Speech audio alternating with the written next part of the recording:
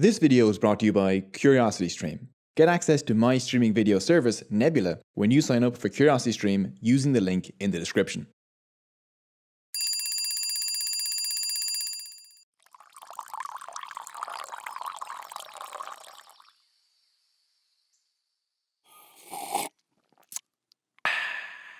Would life be possible without coffee? Would our modern society cease to function if we could no longer drink our dark, piping hot caffeine elixir? Well, the history of coffee is a fascinating one connected to mystical Muslim Sufis, French revolutionaries, slaves, soldiers, constipation, and alcohol-soaked toddlers. So, what is the history of coffee? Well, let's find out.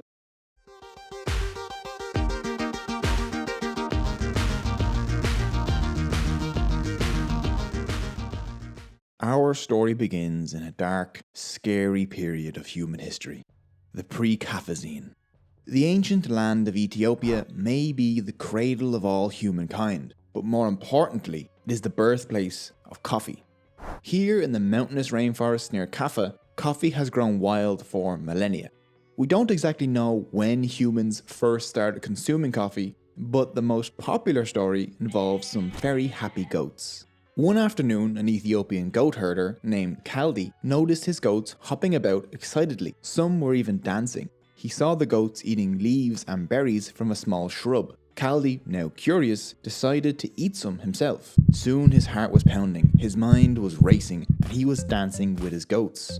The magical, energetic properties of caffeine had been discovered. Now, this is just a story. Kaldi probably wasn't the first coffee addict. The world's first coffee lovers were probably the Oromo people. They've probably been chewing on coffee beans and leaves for thousands of years. They would crush it up and mix it with fat to make ancient coffee power bars.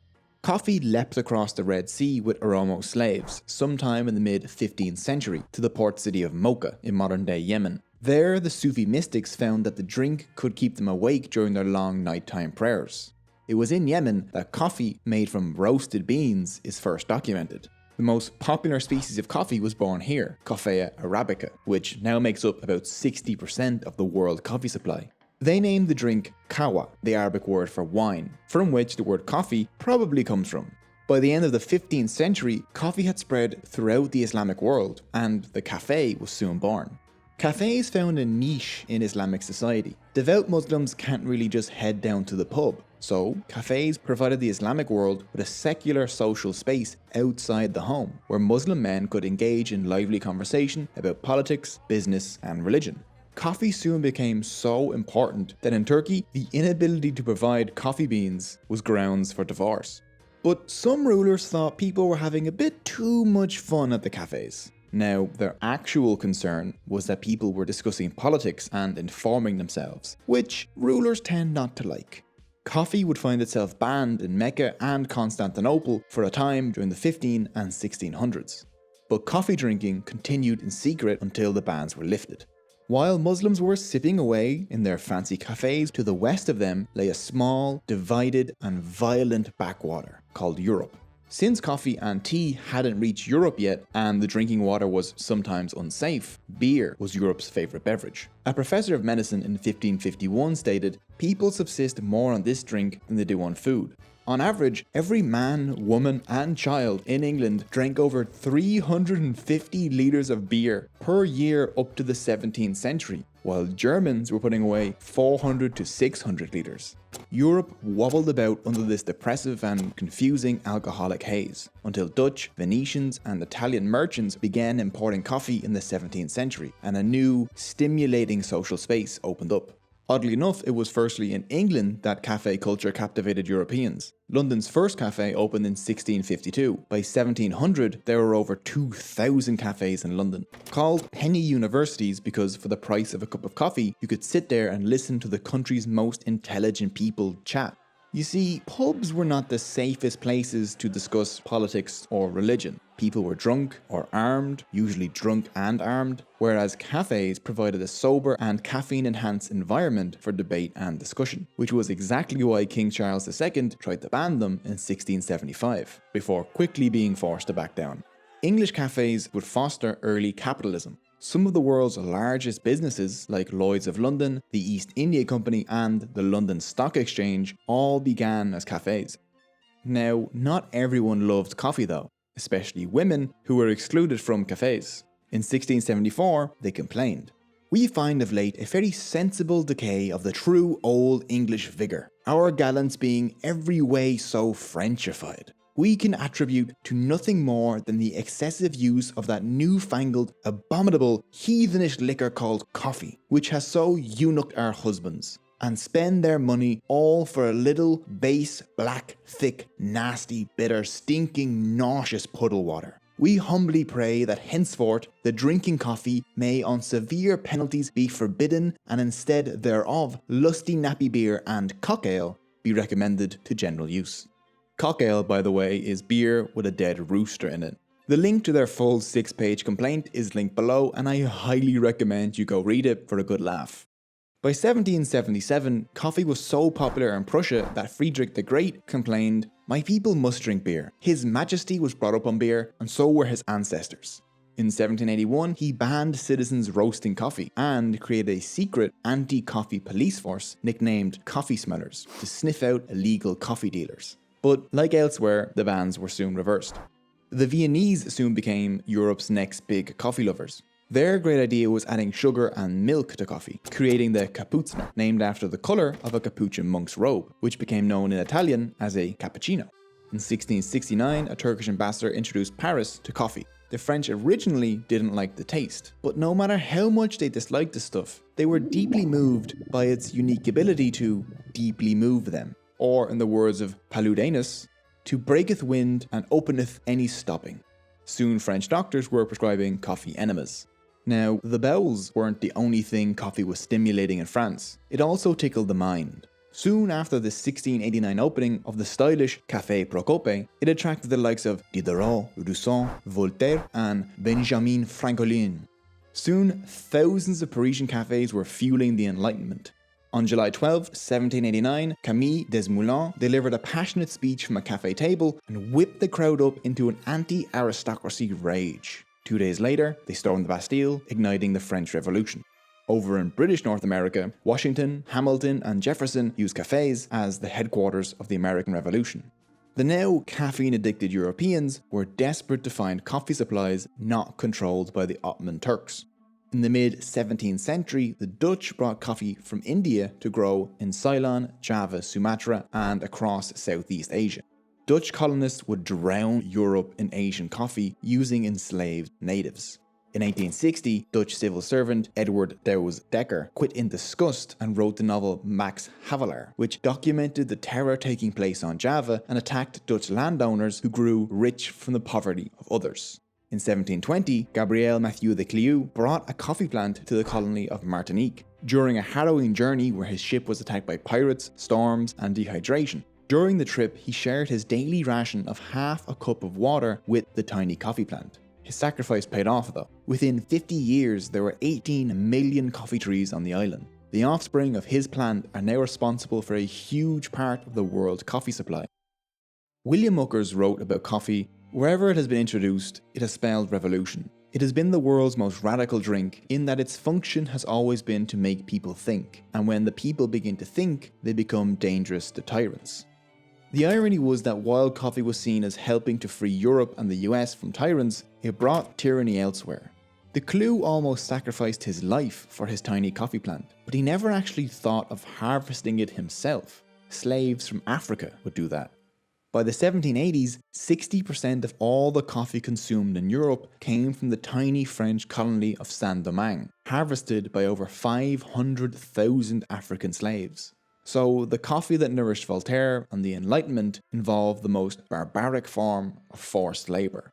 J.H.B. de Saint-Pierre noted while travelling in the Caribbean in 1773, "I do not know if coffee and sugar are essential to the happiness of Europe, but I know well that these two products have accounted for the unhappiness of two great regions of the world. America has been depopulated so as to have land on which to plant them, and Africa has been depopulated so as to have the people to cultivate them."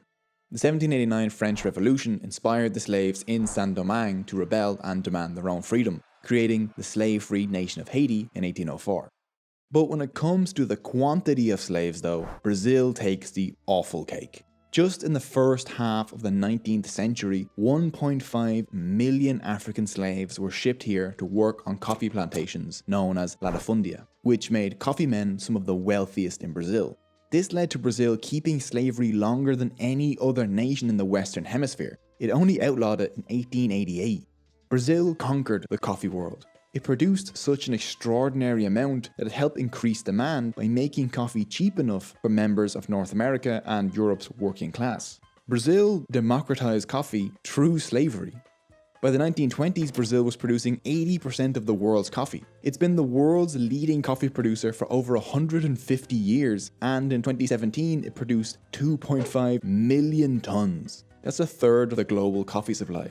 Coffee made modern Brazil, but at an enormous cost. Brazil was, according to Eduardo Galeano, ruined by a plant whose destructive form of cultivation left forests razed, natural reserves exhausted, and general decadence in its wake. As Brazil conquered the coffee world, Central America followed in its footsteps. The history of Guatemala is an example of what happened to the entire region. After gaining independence from Spain, the government turned to coffee cultivation as a potential source of wealth. Prime coffee growing lands were, however, occupied by indigenous peoples such as the Maya. This land was then confiscated by rich coffee growers. Then indigenous peoples were forced to work on the new massive coffee plantations. They were watched over by an enormous army. Jeffrey Page wrote in Coffee and Power, Guatemala had so many soldiers that it resembled a penal colony because it was a penal colony based on forced labor. This system dominated Central America. The only local exception was Costa Rica. You see, most of Costa Rica's indigenous peoples had been killed off centuries before by Spanish settlers and disease. So when Costa Ricans began growing coffee in the 1830s, they couldn't run those large slave plantations like Brazil and Guatemala. Now, they still enslaved some, but there just weren't that many. Instead, small farming families working together did the physical labor. By not relying on slave labor, Costa Rica was able to develop into a more united and stable nation. In 1906, while in Guatemala, George Washington, an oddly named Belgian, mixed refined coffee crystals with water to brew coffee instantly. Now, he wasn't the first to invent instant coffee, but he was the first to mass produce it. His invention came just in time for the First World War and its massive demand for instant coffees. In 1918, the US Army bought the entire George Washington instant coffee output. By the time the war ended, the US Army was preparing over 40 million cups of coffee daily. So let's head back to Asia for a bit. In 1869, an outbreak of leaf rust caused by the fungus Hamilia vastrix began.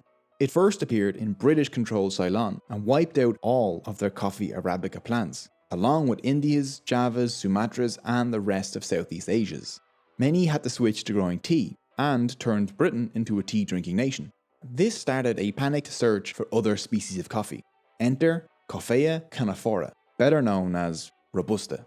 Native to Central Africa and discovered just as the fungus ruined Asian crops. It turned out to be disease-resistant, twice as caffeinated as Arabica, and grew essentially anywhere in the coffee belt. Its only disadvantage was that Robusta beans, well, they taste like arse. They need to be blended with some Arabica to be drinkable. Then in 1938, Nestlé launched Nescafé, a new and improved powdered instant coffee, and took over the global instant coffee market. The taste of instant coffee was so bad that it didn't really matter if you used cheap Robusta beans, leading to a cheap instant coffee industry boom in the post-World War II period. Today, Robusta makes up about 40% of global coffee production. Competing with instant coffees were the Italians. In 1884, Angelo Moriondo invented the first espresso machine, which was then improved upon in 1901 by Luigi Bezzera. This new espresso was made by forcing almost boiling water under high pressure through very fine coffee grounds. Before this, coffee would take up to 5 minutes to brew. Espresso cut this down to 30 seconds and produced a much more consistent cup. By the 1930s, espresso was in cafes all over Europe and the United States. The speed of espresso and espresso-made drinks made it the ideal beverage to grab before work and during newly invented coffee breaks. It became the perfect drug to fuel the rise of capitalism. Now much of the world orders their coffee in Italian. Espresso, cappuccino, latte, macchiato, sure, even the Americano, a drink invented for American soldiers, is ordered in Italian. all remnants of Italy's espresso revolution. Except frappuccino, that's not a word, that's nonsense. The espresso revolution soon moved into the home and fueled the creation of dozens of espresso-spurting household appliances. Within the coffee industry up until now, all the focus had been on creating the perfect and/or cheapest cup. But the beans that produced people's lattes were harvested by near-starving peasants. So, Fairtrade International began in 1997 to try and guarantee a certain fair standard for products such as coffee. To be labelled fair trade, the production chain must follow fair trade standards, such as workers', environmental and children's rights, along with the payment of the fair trade minimum price. Fair trade coffee sales have soared since its launch, but it has garnered its fair share of critics. It's not a perfect system, but it has done much to improve some lives and working conditions. Caffeine is now the world's most popular drug, and coffee is its most popular agent. We now brew about 1.4 billion cups of coffee every day. From a mystical Muslim drink, to colonial commodity, to revolutionary beverage and the fuel of capitalism, this small African bean has transformed our world. Coffee is one of the many foods that has changed human history. If you'd like to know more about how food has transformed our world, I'd recommend you check out The History of Food over on CuriosityStream. CuriosityStream is a documentary streaming service that gives you access to thousands of documentaries. They have documentaries featuring top names like David Attenborough and Stephen Hawking, including exclusive originals. You'll get unlimited access starting at just $2.99 a month, and the first 30 days are completely free if you sign up at curiositystream.com/cogito and use the promo code COGITO during the sign up process. And by signing up to CuriosityStream, you will be helping the YouTube educational community, because CuriosityStream loves independent creators and wants to help us grow our platform. So they're offering Cogito viewers free access to Nebula when you sign up at curiositystream.com/cogito. Nebula is a streaming video platform I'm helping to build along with other independent creators like Thomas Frank, Tierzoo and Mike Boyd, along with a bunch of others. Nebula is a place where creators can upload content without worrying about demonetization, and even hosts original content like Tom Scott's new game show, Money, all ad-free and earlier than YouTube. This video was up on Nebula days ago. So go to curiositystream.com/cogito and you'll get access to thousands of high quality documentaries, and you'll be helping to support educational creators without sitting through ads. So head over to curiositystream.com/cogito to get access to CuriosityStream and Nebula today. I really hope you enjoyed this video. If you like this content, please subscribe, and if you have any questions, leave them below. If you're interested in supporting the channel, there are links to my Patreon and t-shirt store also in the description. I'm off to go get a cup of coffee. Thank you so much for watching.